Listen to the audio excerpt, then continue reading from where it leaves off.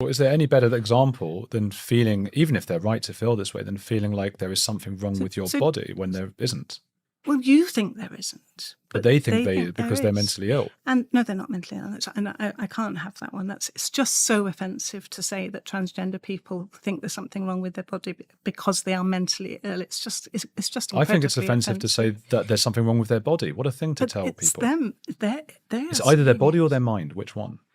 There's nothing wrong with them. There's nothing wrong with them. Then why are we fixing it? Why are we cutting off their genitals? One single question. That's all it took for an entire medical narrative to fall apart live on camera. Watch how a trained doctor completely loses her grip the second Andrew Gold asks her to back up her claims with actual science instead of vibes.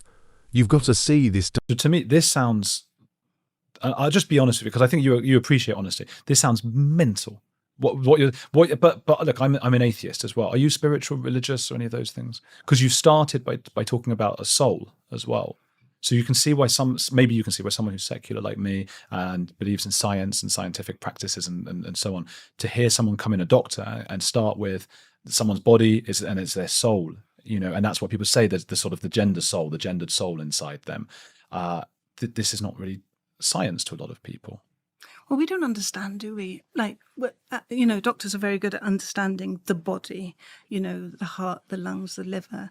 We're not very good at understanding the brain. But actually how someone, why is that person more creative? Why is that person more scientific? Some of it is a little bit of nurture, but most of it, you can't make someone who just doesn't get maths. It's really hard to make them get maths, or someone like me who I could do maths with my eyes shut annually and upside down. I love maths, but you can't make that. So what is it? Why is it some people are so theatrical and so confident? Some of it will be the way they were brought up, and some of it is just inside them. And we don't understand enough of that. We don't understand. And that's what I mean by the soul, the person inside, the bit that we don't really understand a lot. And these are all really interesting ideas. And they're ideas that we could sit with a drink and discuss Judith Butler and discuss all of these people and say, gosh, we don't know, do we? As you said, we don't know to what extent over 300,000 years our biological evolution has led us one particular way. Perhaps men and women are different because of that. Maybe there's this physical difference that's all that's important. Perhaps there's a societal invention that which I don't really believe, because it's happened in too many different cultures. So I'm not on the Butler side, but I'm open to discussing it. These are fun, but as you say, we don't know. So to then make what I would consider to be drastic and draconian measures, such as life-altering surgery on young people, sometimes children it's happened on as well, teenagers I should say, and that's only one side. Of course, the other side being allowing then men as their sex, and you would agree these are sex men into women's spaces and toilets. These are huge drastic decisions that we've made as a society based on something that you yourself say we don't know. They're just nice things to think about. So that's why I'm concerned, because I just think you're obviously a nice person and you are helping these people, but you would not be able to now go, gosh, what if I was wrong about all that all those years? What have I done? Well, I'm a really nice person, and I do like helping people. But the one person that we didn't hear in your last minute, we talked about draconian, we talked about drastic, and we talked about all of that, and we don't know. But we didn't hear from the person who does know. And that's the person who lives it every day. And that's why that's the person that we should be listening to and asking about it. I don't know what it's like to be trans. I know what I've heard a lot of people tell me it's like to be trans. And that's why we have to ask the person, what does it feel like in your body, in your soul? But we don't do that with other medicine. Of course we do. Well, no, but not with discovering if they've got cancer, for example. Maybe once the symptoms start to show, but you don't go, what's inside your brain? Oh, I've got a tumour in the middle of my brain. A really good doctor would sit down and say, the cancer is a physical thing in your brain. How is it for you, and living in this world with maybe death approaching, living with that cancer? What's it like for you? What's it like for your family? How is your world going? But they'd still have to do a scan. Sure. Because if they scanned and found nothing, and then the patient kept saying, I'm sorry, doctor, I know you can't see anything in there, but I'm telling you there's a tumour, the doctor would then be like, well, I'm sorry, mate, we've done the scans. There's nothing to show that. So that's the difficulty. I think I agree with you. We don't know. I'm not here to say we understand the human brain 100%, But let's go back to, you said you were going to clarify because the anorexic bit's thrown you, and I think that's similar to what we're talking about. It comes up a lot, doesn't it? The thing is, right, so in the olden days, they used to, being gay was classified as a mental illness. Having syphilis, you were put away for having syphilis. And then not a little bit after that, we realised, hang on a minute, being gay is not a mental illness. And syphilis, you shouldn't lock someone up just because they've got syphilis, you know. So we've made mistakes in life. Yes. A little bit later, we classified being transgender as a mental illness. And then in 2011, we were like, no, it's not a mental illness. It is part of somebody. It's their identity. It's who they are. So being transgender is most definitely not a mental illness. Whereas having anorexia, which is an incredibly sad thing, is a mental illness. And that's the difference. Hold up. Pause the tape right there. Did a whole medical doctor just hit us with, well, what even is a mental illness? When she couldn't answer the question, imagine going to a surgeon for a broken arm and they start philosophizing about the cosmic concept of bones. She literally tried to redefine standard medical terminology on the fly just to dodge the comparison. Notice how the second Andrew brings up actual diagnostic tools like MRI scans. The entire argument switches from scientific facts to purely emotional vibes. You can claim medical authority when it's convenient and then throw out the medical textbook the second the math isn't mathing. So But why? Why is one a mental illness and not the other? Well, what is a mental illness?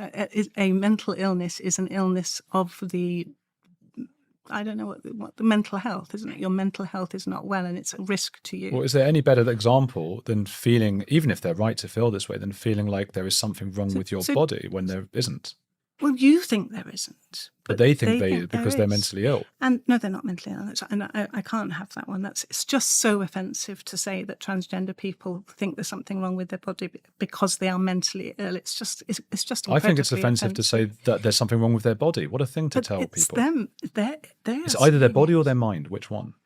There's nothing wrong with them. There's nothing wrong with them. Then why are we fixing it? Why are we cutting off their genitals? Because that's what they want to do, to live their life in a happier way, to match their body with their identity. I think even they should be saying, listen, I'm mentally ill. I want to get this changed to make me feel better. I would really Why is that rather offensive? not. It's very offensive because we have declassified. We made a mistake. Would you call an anorexic person mentally ill? I don't think that's offensive. They have a mentally. They do have a mental. I would say to an anorexic person sitting here, I love you and support you as I would to a trans person.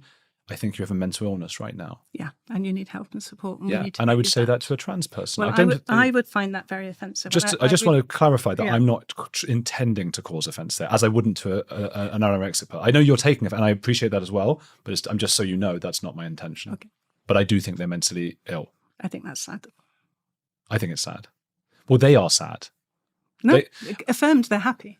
I do agree with you on your point about mental illness because it is subjective. And it's something that we've changed over the years. Mental illness seems to be doctors just deciding there's an incongruence between the society that we have and that person's ability to fit into it. So if we had a society, just for the sake of argument, where like everybody was trans and it was part of being part of the society and it was part somehow of our evolution or who knows what, then I don't think it would be considered to be a mental illness. Often they talk about mental illnesses, I think, in terms of, look, does it actually interfere with your ability to live a normal life? That's what I understand a lot of this to be. Like you've got some sort of psychological issue, but it would only be a mental illness if it actually interferes with your ability to live a normal life. Mental illness is very.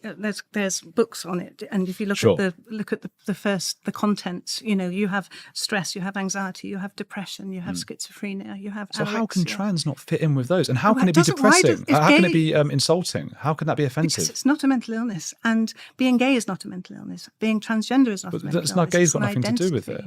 No, but we used to classify it as a mental illness, and we realised, oh my God, that was so offensive to gay people. And then we used to classify gender incongruence as a mental illness, and now we're realising, oh my goodness, that is so offensive. But you accept people. that they're two different things, being gay and being trans. Oh yeah, absolutely. So I feel like the argument, and I've heard this argument before, I feel like it's tantamount to we used to say this was a mental illness and we were wrong. Yeah. Therefore, anything that we say is a mental illness could be wrong, including feeling like you need to cut your genitalia off.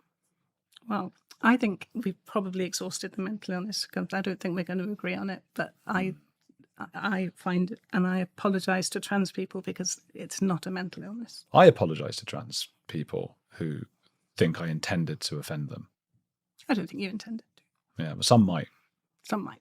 But that's not my intention. I'm just trying to be logical, and maybe I'm too straight in that sense. And look, I mean, I mentioned the soul before. It does feel, sometimes I might argue with a religious person, and I can be quite, and I try not to because I don't want to alienate half my audience who are religious, and I respect them very much. But and I respect those trans people as well, and I feel sorry for them, and I think they're going through something very difficult. Let's call it that, something very difficult they're going through. Is that fair to say? It doesn't have to be difficult. Well, hang on. Cutting off that's difficult, even if society accepted that. Right? That's a big operation. But you're looking at it from the outside. You're looking at it from your position, from your perception. You would think, and I would think, if I was doing that to me, it was a big operation. Well, we're missing the person who's saying, please, can you cut this off because this isn't right to me? Please, can you take the middle out and invert it and give me a vagina instead, because that would suit my identity much better. But they don't. Unfortunately, they don't get a vagina, do they? Oh. It's not a vagina. Oh. They have to continue to stretch it out for the rest of their lives. It was described by, more often detransitioners. I know you might say they only make up a small number, but they do exist. And detransitioners tend to say they had all sorts of problems, all sorts of issues. It wasn't what they were promised. I think I only came across that view recently on Twitter, X, formerly known as Twitter. And I was not much gets me on there because... But, when they were mocking someone's vagina, I was like, how cruel do you want to be? So you were XX chromosomes and you were born with a beautiful vagina, whereas that person's vagina had to be made. And now you're mocking it, saying, oh, your vagina's not as nice as my vagina. And I just thought, it's just the cruelest thing I read. I was really, really shocked at that view.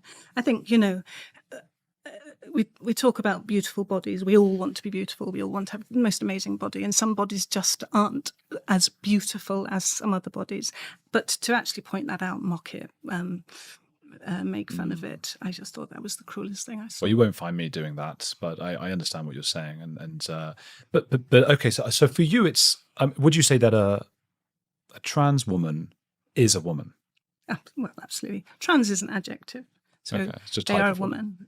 You can be a tall woman, you can be a big woman, you can be a happy woman, you can be a trans woman. Trans is just an adjective for woman. And that is how the whole thing ended, with a medical doctor admitting we don't understand the brain, while simultaneously defending life-altering physical procedures. The math just does not compute. Look, the moment Andrew brought up cancer scans, he exposed the entire contradiction. If you walk into a feeling like you have a tumor, no doctor on earth operates without a scan proving it's there first. But in this conversation, biological facts were swapped out for soul vibes and personal feelings. You can be the most compassionate person in the world, but medicine requires objective criteria, and the second Andrew asked for that criteria, the entire argument collapsed. Where do you stand on this? Did Andrew make a solid point about medical standards, or was the doctor right to focus on patient feelings? Drop your thoughts in the comments. Hit that like button, subscribe for more sharp breakdowns, and I'll see you guys in the next one.